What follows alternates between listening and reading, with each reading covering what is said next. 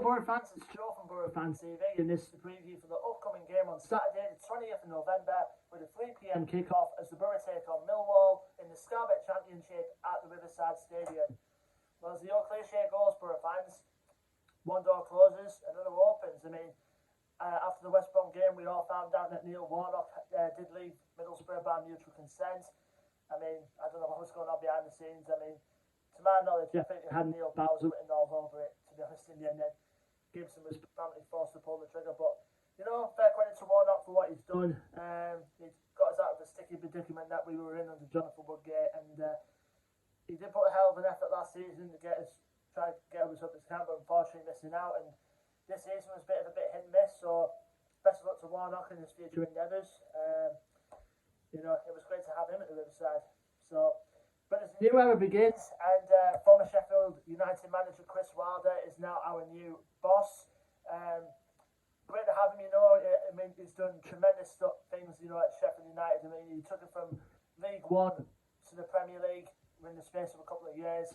I always had great respect for him as a manager, and I know it's a big task for him, obviously, after leaving, you know, your boyhood club that you managed for so long, and then coming into a new club at Middlesbrough. It's going to be tough. I mean, but I was very interested to see what he does. I mean, we'll give him a chance, 100%, and see how he plays with us. I mean, he likes to play with like a 3-5-2 formation. I think with overlapping centre backs, but apart from that, you know, obviously we hopefully get one striker that's supposedly the striker, which is obviously what most of us Boro fans have been crying out for since Warnock took over. But you know, we'll give Wilder a chance, see how he does. Got a tough game, you know, coming up after the international break against, in my opinion, I think they've been the draw specialists in the Championship this season. Now, going on to Warnock's last game in charge was obviously the 1-1 draw at West Brom at the Hawthorns. We got to a really decent start. I mean, you wouldn't expect enough from a West Brom side who were currently third in the league at the time for us to be going at them pretty much straight away.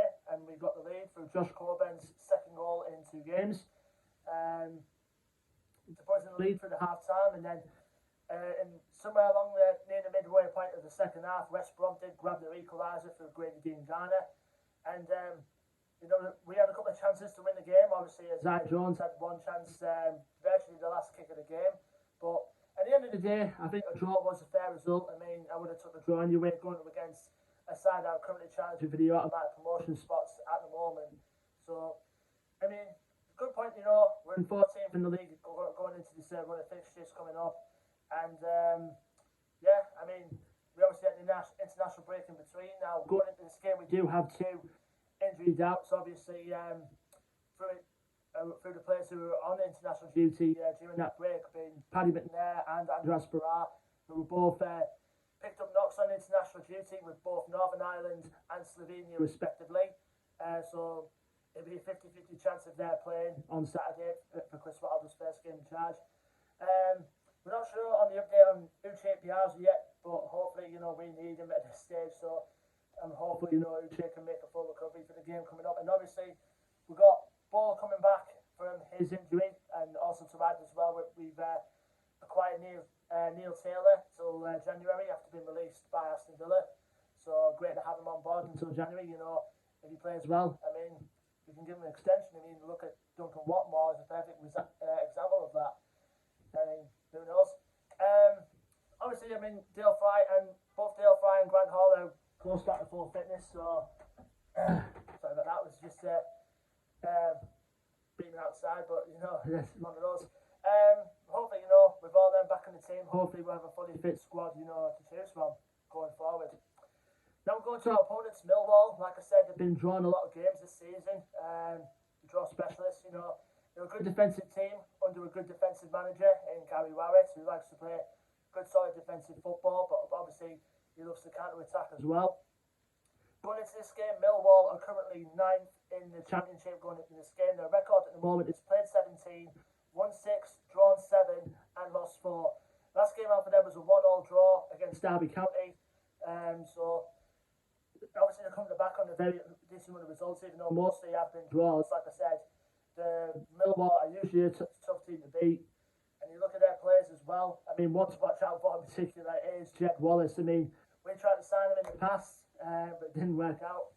But ever since then, he's been Millwall's top man, so to speak. You know, the constant pace down the wing and grabbing a goal from out of nowhere. I mean, Jed Wallace is definitely one of the top players in this league by a country mile.